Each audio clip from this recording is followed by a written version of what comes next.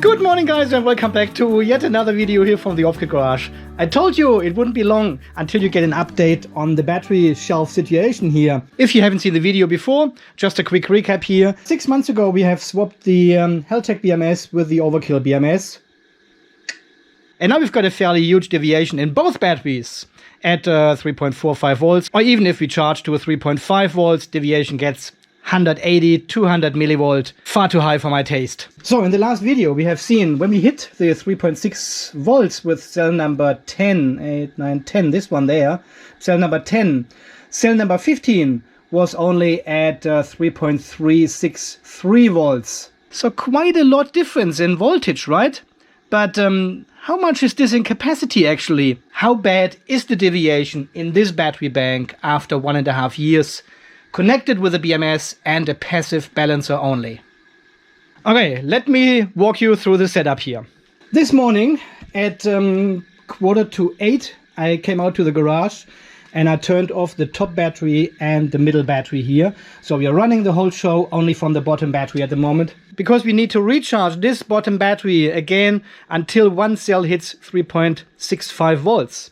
And then you can see I have already connected the Chinese cracker, the CKE-Tech EBC A40L, link down below. I have connected it already to battery number 15. And as soon as we hit 3.65 volts with potentially cell number 10 again in this battery here, we will isolate this battery and can do a measurement.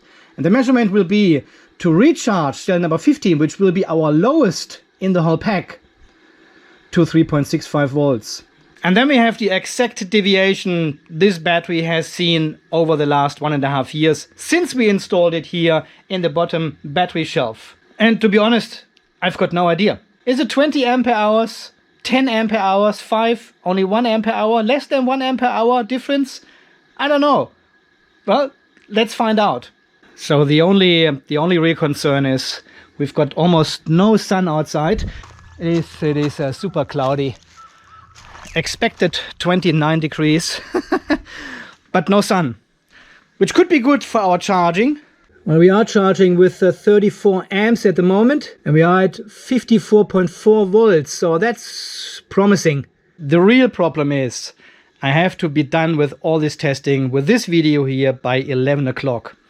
Because we will have some visitors over today, and they arrive at 11. And I said, well, I can't get it done if I start early. And I came up with this idea last night. So I set the alarm clock to 7:45 this morning, and then came out and turned off the 2 other battery banks. So all the solar power is only going into the battery shelf at the bottom here. And I have also restricted the DVCC, the maximum charge current, to 100 amps, because this is a 100 amp BMS.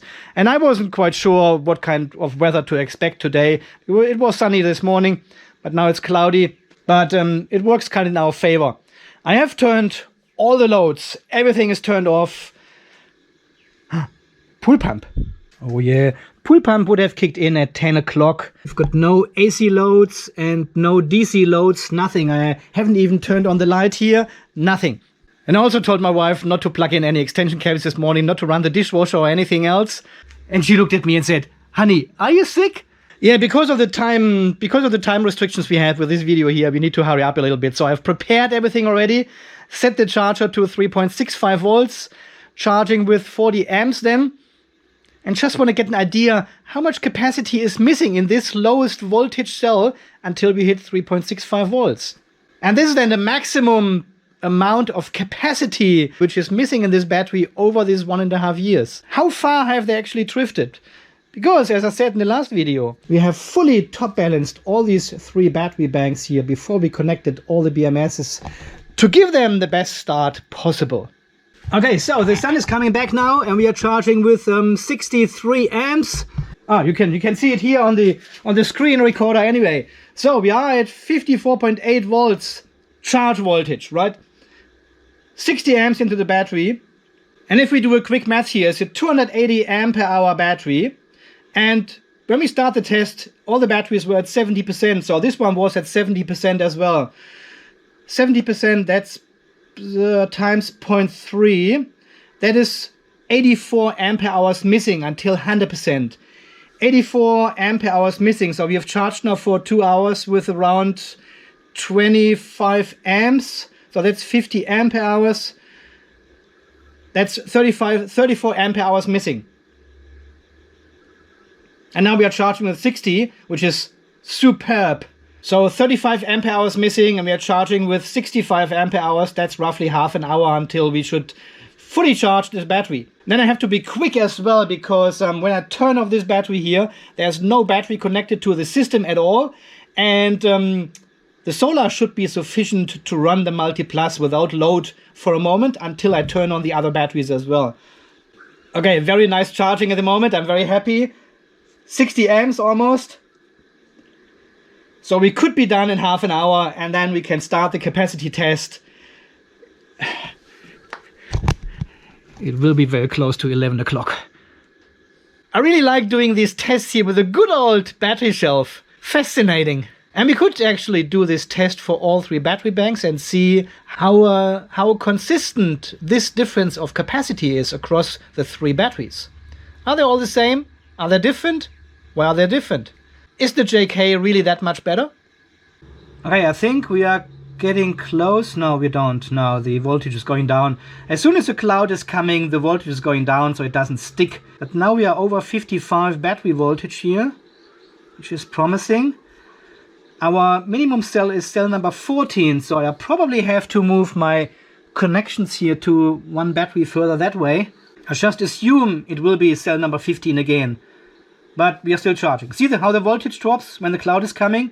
Current is going down, and then the voltage drops. So the cells are not absorbed yet. It's only a charging voltage. 19 millivolt deviation so far. Okay, let's keep charging. Hurry up, come on. Okay, I think now we are cooking. We are at 55.1 volts. Charging with 56. The BMS claims we are at 97% state of charge. 22 millivolt deviation. Cell number 14 is our minimum cell at the moment. But this is charge voltage still. The balancer has kicked in already. And this is balancing cell number 15 and 16. 15 was our lowest the last time. Okay, it is 10 to 10. 3.5 kilowatt into the battery. So they're still getting charged to 56.8 volts, but we know we will have an overvoltage disconnect before that. 55.5. Still charging like a boss. Here the system has already increased the frequency to 55.2 and has turned off our PV charger. So nothing is coming from the tilt system anymore, because I haven't changed the settings in the inverter to charge to a higher voltage. I'll leave this running for the test for the next couple of weeks or so. That's fine. When we hit 55.2 volts, the tilt system will turn off now by the Multi Plus. That's fine, because then we are fully charged anyway, so we don't need this extra power then anymore. Okay, cell number 15 is actually being balanced. That is interesting. So cell number 14 seems to be our lowest one this time. 40 millivolt deviation. But let's see, still charging. Cell number 5 is our maximum. The last time it was cell number 10, which hit the 3.65 volts. But cell number 5 was high as well. So yeah, let's still keep charging here. 56 volts. A lot of power coming in. 3 kilowatts into this battery. Okay, let's go into the settings and change the maximum charge current down to like 40 amps only or so. Or 35 amps will be our maximum charge current. Because this emulates more the situation we had yesterday when we charged with a slower current. So you can now see charging current is limited to 35 amps. And now the voltage is still rising, 56.2 volts. Yeah, it looks like cell number 14 is our lowest. I'll wait until cell number 5 hits 3.6, which is in a moment. And then we change the tester over to cell number 14. Okay, it has now changed. Cell number 15 is now our lowest, so we are good with the tester. 133 millivolt deviation. 3.6 we have with cell number 5, charging with 20 amps only. Cell number 15 it is. Okay, 16 amps. I think we have reached, yeah, we have reached a 56.8 volt actually, without hitting the 3.65 volts. So I probably have to increase the charge voltage in the solar charge controllers, because otherwise we don't hit the 3.6 volts. Okay, let's do that quickly. 57.2. That should bring the battery over 3.65 volts. Definitely. 20 amps. Yeah, cell number 9 will hit it any moment. And then I swap the batteries over. There it is, there it is. All right. Okay, we are isolated. We have got a cell over voltage protection. And now we start charging our cell number 15 with 40 amps to 3.65 volts. And we'll see how much capacity actually is missing. Here comes the test, guys. It is 4 minutes to 10. Plenty of time. I can even edit the video before they come. Okay, so we can now turn on the other two battery banks. I turned on the middle shelf battery, so everything is good and running again. Isolated the bottom shelf battery, and now we are doing the big test and see what's going on. Ah, look at this. We are at 3.51 volts already, 5.2, and have charged half an ampere hour only. There you can see it. I haven't set any tail current, any absorption time or something on the tester. I just want to see when we hit 3.65, we've got the result. And I press the stop button then. We don't want to absorb, because the BMS didn't absorb either, right? It just turned off at 3.65 volts. So, interesting. There's not much missing. We are at 1 ampere hour. Look at this, 1 ampere hour now. And we are already at 3.6 volts. There's not much capacity missing, guys. 3.6. This may be 1.5 ampere hours, huh? 3.61, 6.2, 6.3, 6.4, and 6.5. Stop. Yes, 1.5 ampere hours is missing. That is very interesting. I didn't expect it. I was expecting like 4 or 5 ampere hours missing, but 1.5 only. That is insane, right? That is insane. So considering all batteries were fully top balanced when we installed this battery here 1.5 years ago, there's a drift of 1.5 ampere hours from the highest cell to the lowest cell. Only, I would say, only 1.5 ampere hours. And basically this is what the balancer needs to work with. 1.5 ampere hours over this period of time. And you would expect, well, if the balancer charges the battery frequently, at least in summertime, it can handle that. So 1.5 ampere hours divided by 18 months. That is 0.083 ampere hours per month. And if you divide this by 30, it gives you like 2.7 milliampere hours per day. And you would expect like 2.3 milliampere hours. And hence we are doing this test now, as I announced in the last video. We are not charging to 3.45 volts anymore. We are charging to 3.55 volts now. And see if this gives us a better result with the overkill BMS with passive balancer in the bottom, and also the Heltec BMS at the top shelf with a passive balancer as well. JK BMS is fine in the middle, has an active balancer with 2 amps. Keeps the battery under control, but these two were struggling to keep these batteries under control. But with only 3 milliampere hours a day. I mean, really? Okay guys, this is all I have for you today. Very interesting test result. I did not expect this. So it looks like the batteries are still very well balanced. 100%. I'll keep testing this battery here. I'll keep you up to date. 4 minutes past 10 and we have finished the video, guys. As always, thank you so much for watching. Thanks for all your great support here. I will calibrate a SPAT today. So thank you very much for all your generous donations. Until the next video, guys, you stay charged, stay safe, and thanks again for watching. See you then. Bye-bye. Oh, just one thing we need to do now. We need to turn on the bottom battery again, because this is now charged to 54 volts. And the others are at 53.6, 53.9 only. There might be a huge current going out of this battery into these ones, because this was charging for the last 3 hours, and they are a bit behind, around 84 ampere hours, right? Okay, let's turn it on. Start the screen recorder. and turn it on. If it goes over 100 amps, the BMS will trigger and turn it off again, because this is only a 100 amp BMS I'm driving here. And then the overkill disconnects the battery for safety reasons. But let's see. What do we see? Nah, 27 amps only. Lithium iron phosphate is so boring.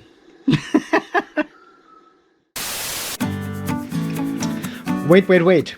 There's more to it. I have already put some extra information in the video as text, but as I'm editing this video, I want to put some additional information here and explain what this result actually means. Because the 2.7 milliampere hours per day, what we have calculated, is not quite correct. This is not the overall drift of the battery, because the balancer has already done some work. Every time we fully charge the batteries, the balancer does some work and balances, right? So it already counters the drift of your batteries. But here in this case, we can see an additional 2.7 milliampere hours per day, which the balancer could not cope with. And this is for two reasons. Either the balancer is too small and the balance current is not enough to work against the drift of your batteries, or the balance time is not enough. I just had a look in the Victron VRM for the last year and counted the times I have actually fully charged the battery to 100%, so every single day. And the result is September last year twice, October 6 times, 20 times, 11, 6, 5, 2, April 1, and none of the other months before after the battery was fully charged. Unless we did a battery test and I turned off all the load and let the battery actually fully charge. So all in total, I fully charged my battery 53 times. And I usually charge to 55.2 volts, as you know, 3.45 per cell. Bring them out of the flat part of the charge curve and then start balancing. I keep the battery there at absorption voltage for 1 hour. And this is exactly the time the balancer gets to do its job.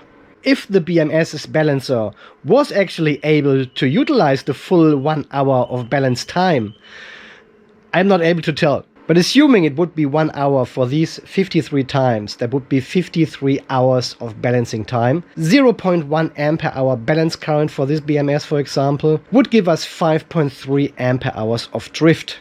And then on top, these 1.5 ampere hours we have measured today. Yeah, so the balancer has already worked for 53 hours and balanced with 0.1 amp. But then there was still this 1.5 ampere hour left, which the balancer couldn't do for whatever reason. So in this result would then be a little bit more in line from what I would expect. And alone from this point of view right now, from all this testing I've done to date, I would say the people are actually right and I'm charging my batteries not correctly. If I only use BMSs with passive balancers. If you use the JK BMS with an active balancer, don't worry about it. The balancer is strong enough to fix this drift over a year within 3 hours of balancing. If you use one of these active balancers, these capacitive balancers, and have this either turned on at a higher state of charge or let it run all the time if you charge to a higher voltage, this would have no problem either to balance your pack. If you use a knee, no issues at all. But only these BMSs, the Heltec BMS for example, or the Overkill BMS now, I just don't give them enough time to do their job. And it is only 53 times I fully charge my battery, because usually I turn on a load, I charge the vehicle or turn on the hot water system or something before I'm hitting the 100% state of charge. If I'm at 95%, I plug in the vehicle. So there was a lot of time of missed opportunities last year to actually balance the battery correctly. And charging to 3.45 actually camouflage this problem. Well, it is not a problem as such, because none of the cells goes over specs. None of my cells is peaking, so charging to 3.45 volts is still 100% fine and correct.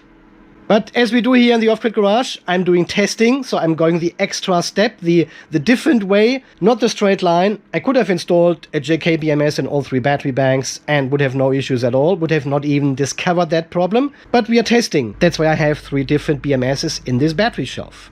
This is not to make it easy for me or to solve the problem. This is to learn, to understand, to explore, and to share this information here. This is the main purpose of the channel. It's not for me building this battery and it's ready and it's done. It's testing, exploring, learning, sharing.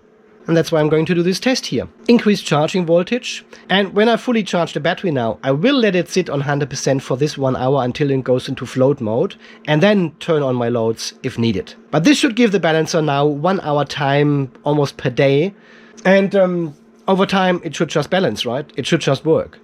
So let's find out. Okay, this was all the additional information I found was missing in the video. So, alright guys, see you in the next one.